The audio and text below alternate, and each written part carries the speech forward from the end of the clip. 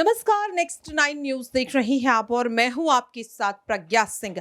महाराष्ट्र में एक बार फिर से बड़ी बगावत देखने को मिली।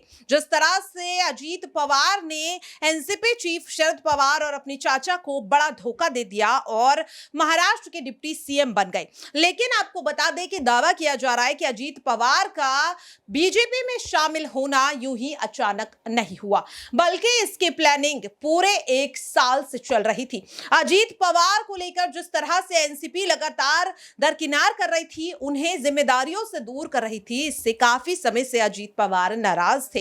इस नाराजगी को अजीत पवार ने जाहिर भी किया डिप्टी सीएम पद की शपथ लेने के बाद। सुनिए जरा। एक लीडर के नेतृत्व में देश आगे बढ़ता है। शुरू में अलग था, पंडित जवाहरलाल नेहरू जी के नेतृत्व में देश जब काम कर रहा था, देश में जब ये लोग काम कर रहे थे तो सरदार वल्लभ भाई पटेल, बाकी के जो लोग बहुत से थे, उन्होंने सबने मिलके वो देश चलाया। उसके बाद लाल बहादुर शास्त्री, इनका नेतृत्व आया। उसके बाद इंदिरा जी का नेतृत्व आया। इमरजेंसी के वक्त इंदिरा जी को अपने देश के लोगों ने थोड़ा सा बाहर उनको हरा दिया था, वो खुद भी हार गई थी। लेकिन उसके बाद वापिस जो लोग इकट्ठा हुए अलग अलग पार्टियों के, जिसको हम खिचड़ी बोलते हैं, वैसा हुआ। वो गवर्नमेंट ज्यादा चला नहीं, 2.5 साल के अंदर ही चुनाव हुए। वापिस इंदिरा जी का नेतृत्व में उनका करिश्मा था, उनके नेतृत्व में ही सरकार आई। उसके बाद राजीव गांधी के नेतृत्व में सरकार आई। और ये सब होने के बाद बहुत सालों के बाद मैं भी मेंबर ऑफ पार्लियामेंट बना 91 में, ये भी 91 में, हम साथ तब एक कांग्रेस थी, कांग्रेस के वे मेंबर ऑफ पार्लियामेंट के नाते हम वहां चुनाव जीत के गए थे। तब देखा था बहुत सालों से 1984 के बाद, ठीक तरह से सुनो, 1984 के बाद अपने देश में कोई भी एक ऐसा नेता कि उनके नेतृत्व में देश आगे जा रहा है, ऐसा कभी हुआ नहीं। अलग अलग गुट को एक करके देश को चलाने की कोशिश की गई। लेकिन 9 साल आपने देखे होंगे, उसमें नरेंद्र मोदी साहब का नेतृत्व में आज देश काम कर रहा है।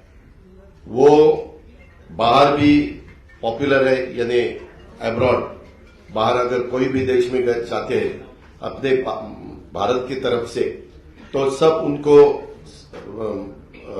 सपोर्ट देते हैं, सब उनको बहुत अच्छा नेतृत्व ऐसे बोलते हैं। और ऐसा होते हुए उनका भी काम चालू है। और ये काम करते वक्त आपने भी देखा वंदे भारत ट्रेन हो या अलग अलग बहुत से कुछ रोड्स हो, नेशनल हाईवे के जो कुछ काम हुआ है या 9-10 साल में, वह जो अगर आपने देखा बाकी की डेवलपमेंट के बारे में, ऐसे सब ठीक तरह से चालू है। और सामने वाले विरोधक वो खुद का खाली अपना स्टेट का देखते हैं, अपने स्टेट का देखते हैं। एक कोई मुझे लीडर अपोजिशन में दिखाओ कि वो देश का सोचकर देश में काम कर रहा है, ऐसा कहीं दिखाई नहीं देता। और इतना बड़ा पॉपुलेशन होते हुए हमें सबको ऐसा लगा कि नरेंद्र मोदी साहब के नेतृत्व में ही लोकसभा हो या आगे वाले चुनाव हो, वो सहयोगी पार्टी के नाते, जैसे हम इससे पहले कांग्रेस के साथ जाते थे, बीच में हमने शिवसेना के साथ हम 2.5 साल गए, वैसे अभी आगे विधानसभा हो, लोकसभा हो, लोकल बॉडीज का तो चुनाव वहां के डिस्ट्रिक्ट के हमारे कार्यकर्ता सोचेंगे, वहां के लीडर सोचेंगे कि क्या करना चाहिए क्या नहीं करना चाहिए। लेकिन स्टेट के और देश के जो चुनाव है उसके बारे में हम साथ जाना चाहते हैं। और इसीलिए महाराष्ट्र के डेवलपमेंट के लिए और देश और मजबूत होना चाहिए और आगे जाना चाहिए। जो कुछ आज थोड़े बहुत प्रॉब्लम होते हुए वो सॉल्व करने के लिए भी सबने एकजुट होके उसका मुकाबला करना चाहिए। इसी माध्यम से हमने सबने मिलके ये डिसीजन लिया है, पार्टी के नाते हमने ये डिसीजन लिया है। और ये होते हुए पूरे विधायक हमारे साथ है, मेंबर ऑफ पार्लियामेंट हमारे साथ है, बाकी के पार्टी के वर्कर हमारे साथ है। इसीलिए आज मैंने डिप्टी चीफ मिनिस्टरशिप का ओथ ली।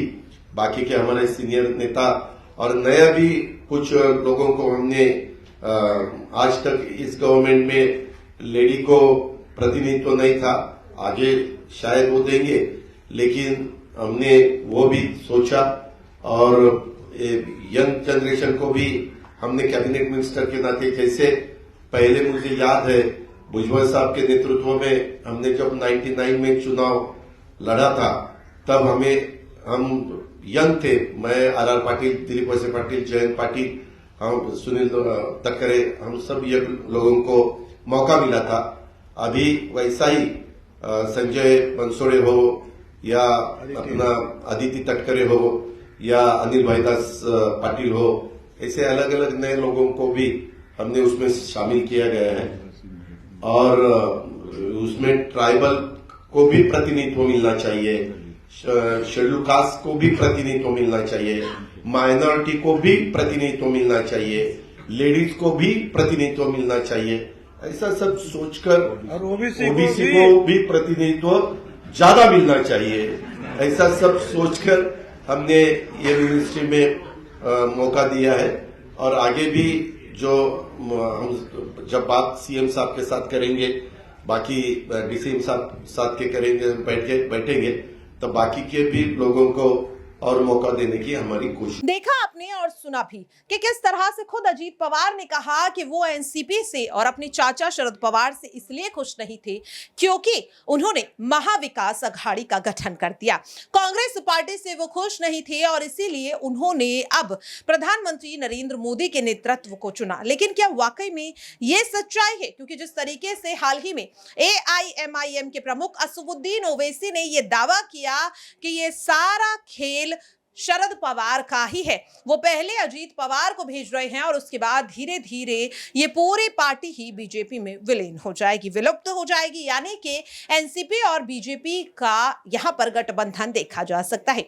और यहां पर अब सवाल ये उठ रहा है कि अगर वाकई में ये पूरा खेल शरद पवार का है तो फिर उन्होंने एनसीपी से अजीत पवार समेत तमाम नेताओं को बर्खास्त क्यों कर दिया? दरअसल आपको बता दें, शरद पवार की पार्टी एनसीपी फिलहाल राजनीति के सबसे बड़े संकट से जूझ रही है। भतीजे अजीत पवार और करीबी नेताओं की बगावत के बाद अब शरद पवार बैकफुट पर दिख रहे हैं। एनसीपी के बड़े नेता और सांसद प्रफुल्ल पटेल भी अजीत पवार खेमे के साथ हैं, जिन्हें शरद पवार ने पार्टी से निष्कासित कर दिया। प्रफुल्ल पटेल ने इसी बीच एक बड़ा दावा किया जिसमें उन्होंने कहा, पिछले साल जब एमवीएस सरकार गिरी थी तब पार्टी के 54 विधायकों में से 51 ने बीजेपी के साथ मिलकर सरकार बनाने की बात की थी और इससे लेकर के हम भी संतुष्ट थे। प्रफुल्ल पटेल ने शिवसेना के टूटने के चलते महाराष्ट्र में बने हालात का जिक्र किया और कहा, तब हमारे पास मौका था लेकिन एनसीपी लीडरशिप सही वक्त पर फैसला नहीं ले पाया। इसके बाद एकनाथ शिंदे ने मौके को भुनाया और देवेंद्र फडणवीस के साथ सरकार बना ली और इसीलिए प्रफुल्ल पटेल ने कैबिनेट विस्तार का भी जिक्र किया। उन्होंने कहा, अगले 1 या 2 दिन में पोर्टफोलियो के बंटवारे का काम पूरा हो जाएगा, जिसके बाद शिवसेना, बीजेपी और एनसीपी के विधायकों को कैबिनेट में जगह दी जाएगी। बता दें कि प्रफुल्ल पटेल एनसीपी के उन बड़े नेताओं में शामिल थे जो शरद पवार की काफी करीबी माने जाते थे। पिछले महीने शरद पवार ने सुप्रिया सूले के साथ उन्हें भी कार्यकारी अध्यक्ष बनाया था। हालांकि आखिरकार पटेल ने शरद पवार का हाथ छोड़कर अजीत पवार के साथ जाने का फैसला लिया। ऐसे में अब सवाल ये उठ रहा है कि कैबिनेट विस्तार को लेकर भी अब तीनों पार्टियों के बीच काफी ज्यादा गहमा-गहमी देखने को मिल सकती है। और क्या जो अब नई गठबंधन के साथ सरकार बनी है, क्या अब इन्हीं के विधायक और मंत्री इस सरकार को ले डूबेंगे? आप अपनी राय कमेंट बॉक्स में जरूर शेयर करें और बाकी ऐसी खबरों के लिए आप सभी देखते रहिए नेक्स्ट 9 न्यूज। नमस्कार।